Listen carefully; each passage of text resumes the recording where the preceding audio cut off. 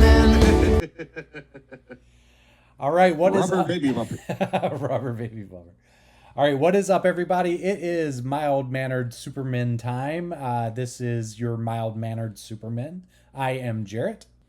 I am Jake. And we are going to take you back even further than we did last week. This is a pure Genesis podcast. We celebrate all things Genesis here, but most particularly, we are interested in the very early Genesis stuff. The stuff where Phil Collins was behind the drum kit and Peter Gabriel was the front man. We went really deep on the musical box last week, Jake, and this week I wanted to go a little bit further back, get into the Trespass album, and focus on really the last song on that album, The Knife. One of my all-time favorite Genesis songs, and one that really gets my heart rate going. Actually, I've got it as the second song on a jogging playlist when I go out and run. I'm usually pumping to The Knife by Genesis, and it's just such an incredible tune that I thought we would dive into it tonight. Yeah, this is a great song, and I think it's funny you've got it on your workout list because I think this one comes in at around 142 BPM, which is right in that jogging range. It's right up there with the song, I believe it was "Feel Good" by Robin Thicke several years ago, which kind of ranked consistently on the top workout songs list. So there you go. Genesis innovating yet again. I did not have Robin Thicke on my Genesis podcast bingo card, but hey, you never know where we're gonna go with this thing. But there he is. So if you didn't tune in last week, we have our first episode of Mild Mannered Supermen. It's on Spotify. It's on YouTube. I am just kind of coming to you as a big Genesis fan. Born in 78, so all the stuff from the 80s was just really a major part of my childhood. And then my brother here, Jake, my co-host, got me into the really early Genesis stuff recently. We're both big kind of classic rock, prog rock fans. Jake is a professional musician. He's married to a professional musician, has played in a bunch of different bands, is the composer of many of the songs made by Modus Novum, actually all the songs by Modus Novum. So check them out on Spotify or anywhere that you stream music. Just love Jake's perspective on all things Genesis as we go through this journey together. We'll kind of go song by song, maybe week to week. And Jake, I know as we've been talking about getting ready for this episode, we both have been diving a little bit deeper than just the song itself and looking for what inspired the band to write a song like this when, quite frankly, they were only 19, 20 years old at the time that this was recorded and released. And it went on to become a live favorite all the way up until Watcher in the Skies kind of replaced it. What have you kind of discovered about The Knife that you think that would be interesting for our listeners to learn about? Yeah, this is a great song. It's one of those, and I think, actually a couple of things that you just pointed out there, Jarrett, are really important to kind of diving in and understanding this song a little bit deeper. First of all, I kind of go into Phil Collins on drums. Phil Collins actually is not on drums on this song. That's right. So this song was actually recorded mid 1970, and at that time, Genesis's drummer was John Mayhew. That's right. Yeah. So John Mayhew was actually only in the band from August of 1969, I believe, until about July or August of 1970. So only a year, right? And this happens to be one of those recordings that features John. Additionally, Steve Hackett's not in the band yet either, right? Correct. So this recording actually features Anthony Phillips, who's one of the co-writers of this song with Mike Rutherford.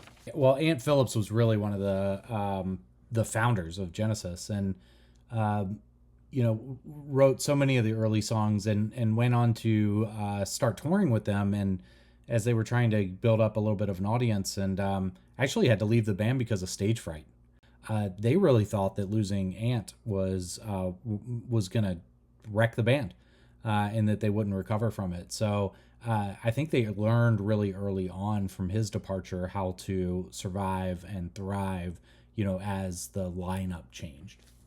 Now, kind of going on beyond that, I think you had mentioned, and as we started to talk about this song, it's one that Genesis has ultimately been heavily influenced here, right? Yeah. So they've been influenced by a group, a popular late 60s English psychedelic band known as The Nice, Keith Emerson Project. And Emerson appears in that band as the primary organ player. Emerson was very much into classic jazz, and as a result, a lot of the Nice songs are actually covers of classic jazz tunes, just rethought as kind of progressive rock of the late 60s, right?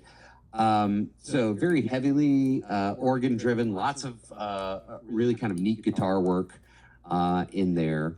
But probably more importantly, and for our sake today, right, very influential to a young Peter Gabriel, who was really taken by a song by The Nice called Rondo, which in and of itself was actually inspired by a song called Blue Rondo a la Turk by Dave Brubeck. Now, Dave Brubeck, Jarrett, he had a quartet, a trio. He had all kinds of different groups back in the 50s and 60s, but was really kind of foundational in the small jazz ensemble world, particularly with Paul Desmond, the alto sax player, soprano sax player extraordinaire, featured on such songs as like Take Five, right?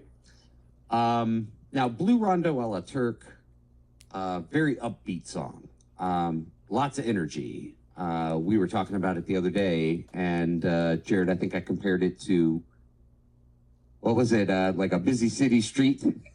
Right. Kind of the feeling of that song. Yeah, totally. Well, and the saxophone part is just rips. I mean, it just rips through the whole song. It's incredible. Yeah, Desmond kills it on that one. And so I think you've got a little sample here of the Nice's version of the song Rondo, inspired by Blue Rondo a la Turk. Let's listen to that real quick. Yeah, and we'll pick it up right in the middle of the song. This is a live recording in New York in 1969. Let's check it out.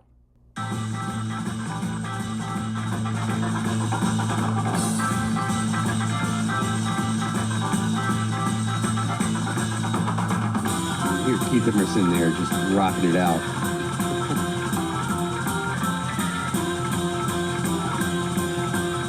If you listen to Blue Rondo a la Turk, you'll recognize this theme right here. It's definitely the theme of the song. Yeah, I mean, I can hear the influence. I mean, just the driving force of the song. I feel like I'm listening to The Knife, like the middle sections of The Knife already. So, pretty cool stuff. Yeah. Then listen to that galloping drum beat there. Yeah. Because we're going to hear that again. Foreshadowing.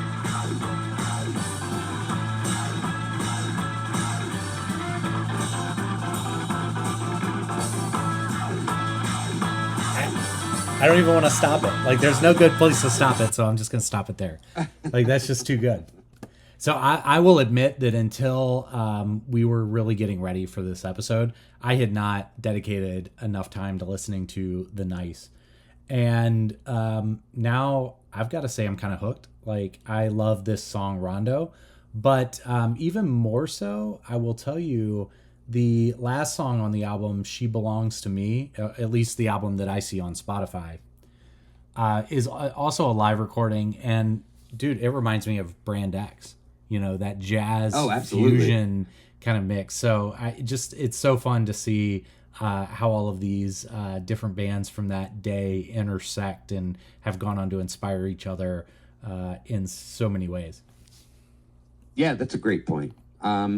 And it's funny because just how jazz fusion, wove itself in, particularly in these early 70s or late 60s English prog rock bands, right? They're way more jazz oriented in that regard. All right, so the other, I think, really noteworthy part of the Nice's contribution to this song that we should probably call out really before we get into listening to The Knife is just that little play on words, right?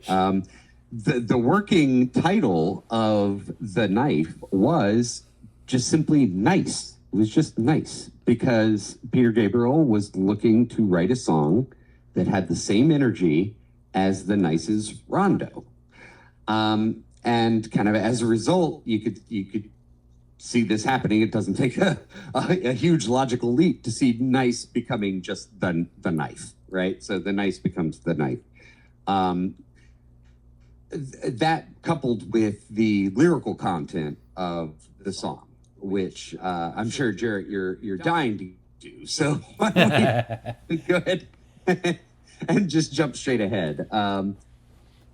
This is a song ultimately written in response to some headlines, right? Aspects of late '60s counterculture that are going on, in particular the Kent State shootings, right?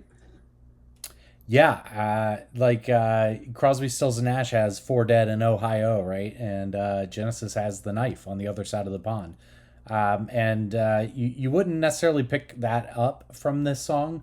It's not as overtly political, but it's definitely, it has that section in the middle that we'll talk about that is directly tied to the Kent State shooting. So really interesting callback there to the influence of the lyrics of the song. Absolutely. And talking about structure, and again, just before we dive into this, let's talk. We've talked a little bit about tempo. Let's talk about the key of this song. This is another kind of weird one.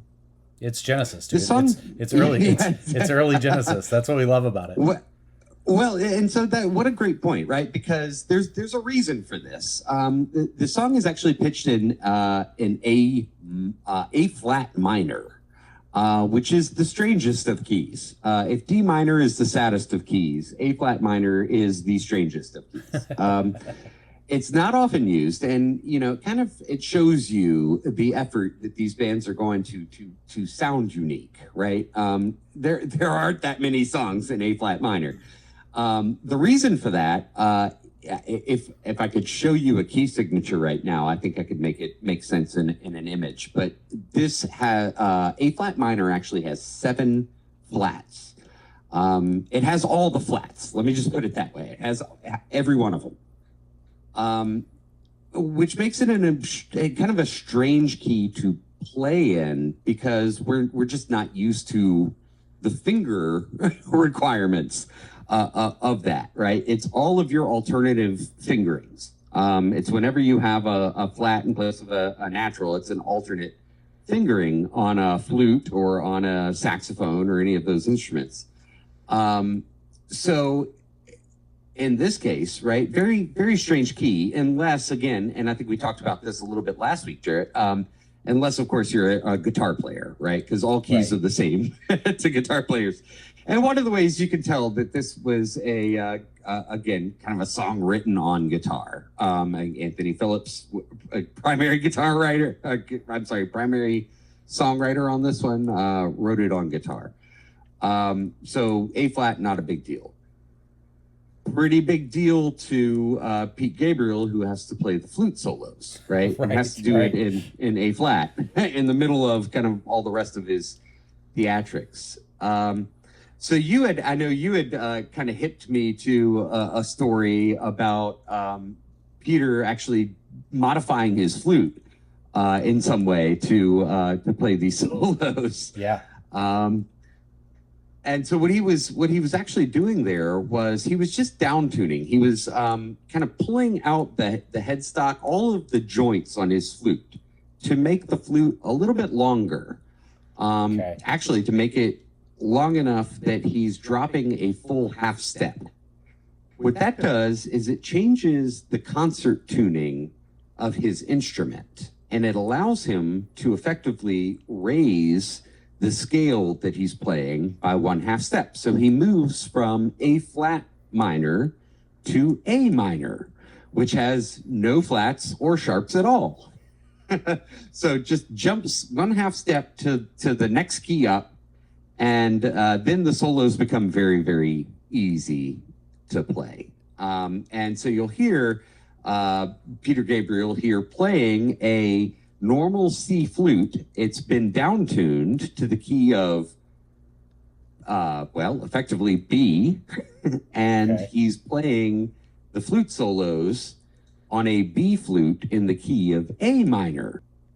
So hopefully you follow that. I don't, but that's why you're here, and I know that some of our listeners will. I think what I love about that story is just imagining the times, because it's documented that he would forget to do whatever he needed to do to modify his flute, and he would end up playing that flute solo out of key, I guess is the right terminology. Yeah, half step off. And I can imagine just thinking about Tony Banks and Tony Banks's reaction to Pete Gabriel playing it all. I mean, they were best of friends, but it took until the late 80s and a glass of wine for Tony Banks to mellow out a little bit. And so I can imagine him as a 19-year-old, 20-year-old, deciding like, this is what I'm going to do with my life. And you can't even tune your flute the right way. Well, just play it in A flat minor. It's not that big of a deal. It's not an easy key, but it's not that big of a deal. I could just imagine them like walking off stage, like throwing chairs at each other, like whatever. Just still tons of respect for each other, but hey, you messed up the whole gig. Right. It's funny how those things stand out to the musicians on the stage, but the audience was just out there going, wow, Peter's on a different level. Yeah, exactly. All right, so we're going to get into the knife. And one thing I love about the knife is it's this, bookend to this album, Trespass. And we might touch on some of the other great songs that are on Trespass. Such a different album than the first that they were kind of setting out to write hits on, from Genesis to Revelation. And I think they sold 600 copies of that album. And we'll probably get into that album at some point too. But what I love is just how, pretty the Trespass album is. And then you just get this driving the knife song, war focused, martyr focused. There's a whole battle that takes place in this song. And the album art kind of reflects that as well. You've got just this really angelic looking album cover. And on just the front of the album, there's a little line and you're like, I wonder what that line is. And you flip the album open and look at it fully open. And it's a freaking knife slash through the entire album art. And the knife is still sticking out of the album. And it's just this brilliant piece of art that was done in the in the very early 70s for Genesis. So just really setting them on their course for who they would ultimately become as musicians and artists down the line. Yeah, this is another one where you hear Genesis really flirting with almost kind of borderline being a progressive metal band. Yeah. Right? I mean, they're really getting into that prog metal space, and certainly were influential to future prog metal bands. So we're going to hear it all here. Yeah, all right, let's get into it. This is going to get your blood pumping and heart rate up right from the very word go on this song. So let's get into the last song on the Trespass album, The Knife.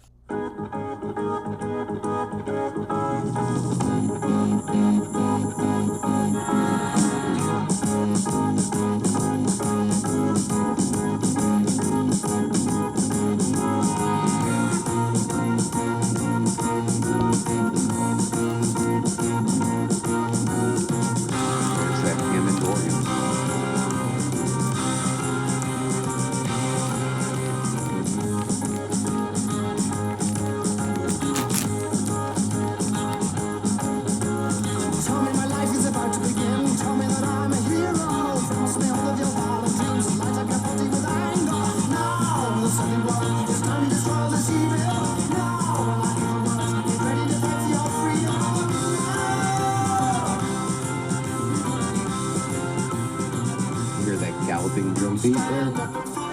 Yeah, you can just, picture the general like rallying his men to get ready for battle here.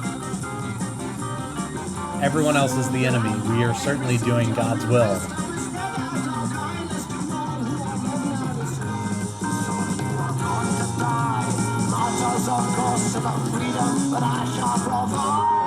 And then that vocal effect, like what are they doing to achieve that effect? Like that is just one of the most outstanding parts of this song in my view.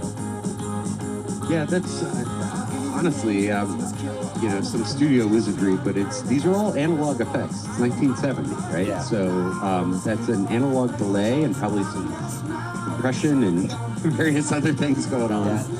That's one thing I love about the Trespass album is just these little shots of vocal variation. You get it in Stagnation, you get it here on The Knife. Throughout the album, just these little wild pockets of alternative vocals from Peter Gabriel that just brings it to life.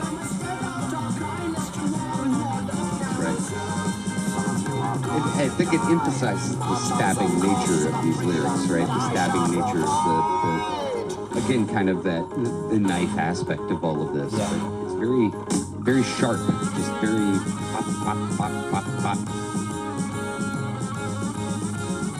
And again, back to that gallop, and we heard this gallop, and we heard with the original Nice song. So just back to those early influences. When there's so much power just in that line, we're gonna go to war. Some of you are gonna die, but you're gonna be martyrs for the freedom that I'm bringing. Like I'm not gonna die. You guys are gonna die. Yeah, this is a lot. Politics play into this pretty heavily, but this is largely a response to the Nixon movement in the U.S., but it's funny how it reverberates right in 2025. Yeah.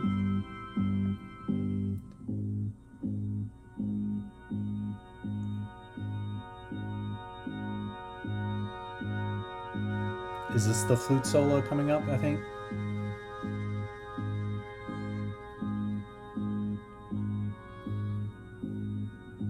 Yes, it is.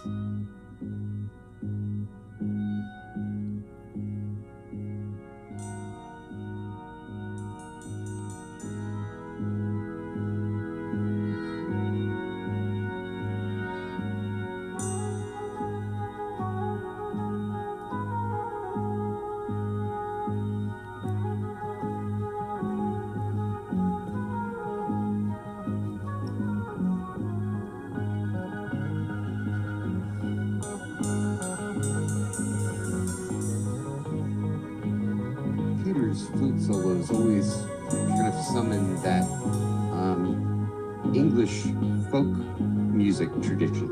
Yeah, absolutely. They're so lyrical, and you listen to Ralph Vaughan Williams and some of the big early folk composers of England, and you hear a lot of that.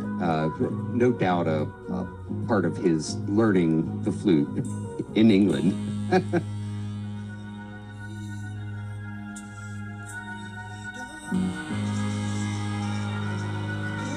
And here we go again. Just a very prog metal kind of vibe going on here. And here's the direct shot at the Kent State shootings here. Let's shoot over their head, man.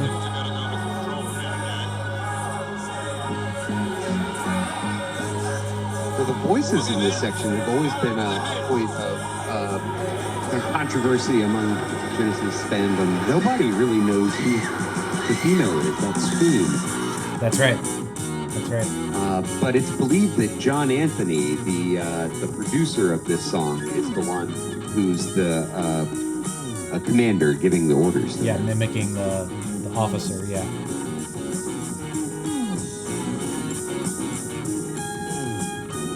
This makes me feel like I'm out for a run right now. Like I just have it so ingrained in my head now.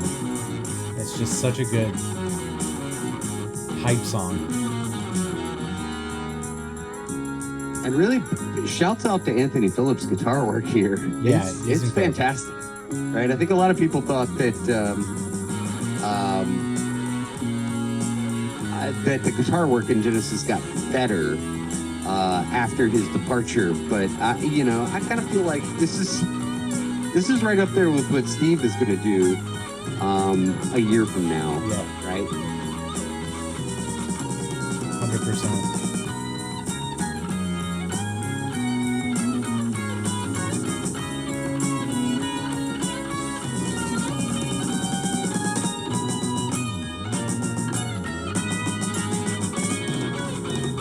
Quite as technical, but it's lyrical. It's telling a story here. It is absolutely telling a story. To me, it's telling the story of the battle. They're going to come out of this battle claiming victory here in just a minute.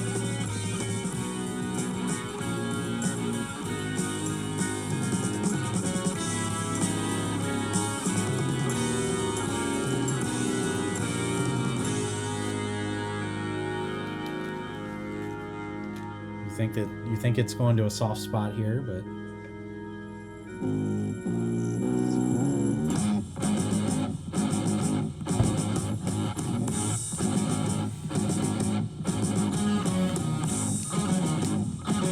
here comes Tony. I love this Tony Banks part.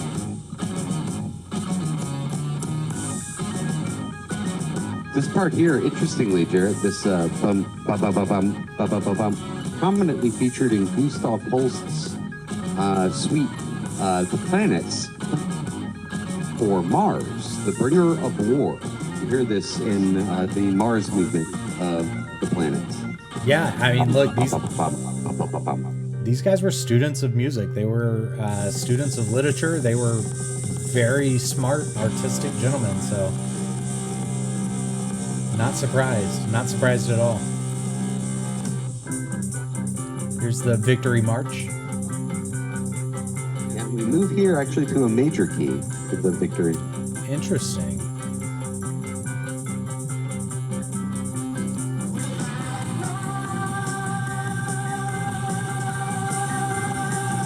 And back.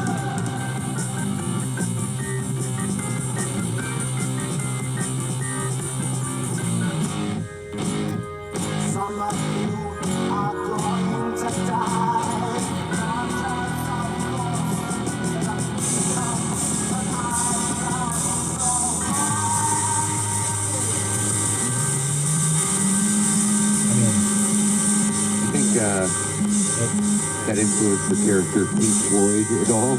Yeah, it's just outstanding, and like I love how that last little bit starts to get, to me, you know, not a musician, but it starts to get a little bit offbeat, but in such a brilliant way, which ultimately goes on to define so much of, you know, Genesis's early catalog with different time signatures and interesting you know, interplay between the different rhythms that the different musicians are playing in. No, I'm glad you pointed that out, actually, because to me, at least, it kind of stands out, John Mayhew's drumming in the second half of the song. It's not quite as tight as Phil Collins would be in the same space. You can kind of hear him in that gallop. He's a little bit loose. It's dun, dun, dun, dun, dun, dun, dun, dun, but it's not just right on. He's a little bit behind, at least to my ear. And it's not bad by any means. But I you know, it's one of those things that, you know, you can kind of tell this isn't Phil. Phil's a little bit crisper. And again, that's not a shot at John. I think he's playing the song beautifully, but it is interesting to hear kind of the variation there. Yeah, and by the way, I think it's okay. I think they said, you know, they had to tell all of their previous drummers everything to do. Yeah, I mean, he's a special drummer for sure. And while not, you know, in appearance on this song, pretty much any version of The Knife that you're going to find on YouTube with concert footage or anything like that, you know, has Steve Hackett and Phil Collins playing that version. So they jumped right in, figured it out, and there's some beautiful stuff out there. Absolutely. Again, this is a very rare slice of Genesis's recorded history, right? It's a 1 year span where you had Mayhew on the drums, and this just happens to fall right at the end of it. So that's right. It's one of those beautiful things. So I asked you, I think it was like last Christmas, we were hanging out, and I was like, what Genesis song do you think, like, which one is the biggest rock song? And for me, The Knife is kind of in the top 3. It's hard for me to think of another song from Genesis that rocks quite as hard as The Knife. So I just was really looking forward to spending some time with you listening to this one. You guys can catch us on Spotify, YouTube. Mild Mannered Supermen's also on TikTok if you want to check us out there. The TikTok page is just going chronologically through the entire history of Genesis, and we're already up to 1987. I think we're doing videos now on the Wembley weekend when they played 4 nights sold out in Wembley in 87. So check us out there. If you want to hear our take on the musical box, check out last week's episode. We are very open to feedback as well. If you want to join in the conversation, leave us a comment, get in touch with us. Let us know what you're thinking. On the musical box Spotify, there is a survey about asking you guys, hey, what song should we focus on next? We would love your feedback on that. If we don't get it, we are going to be just fine, because we are going to just continue doing this, and it's a chance for 2 brothers who live 800 miles apart to hang out together and talk about something that we have in common that we both love. Hope you enjoyed the episode. Jake, any kind of final thoughts? Nope. He's a man of few words. Really appreciate your insights on this one, Jake. I learned a ton new about this song, and every time I listen to it now, I'll be thinking about how to extend my flute to make sure I get that solo just right. Yeah, it's not a simple feat. All right, everybody. Well, I am Jarrett. We are Mild Mannered Supermen. Let's do this again as soon as possible. We'll see you all next time. Love it. Mild Mannered Supermen, Mild Mannered Supermen.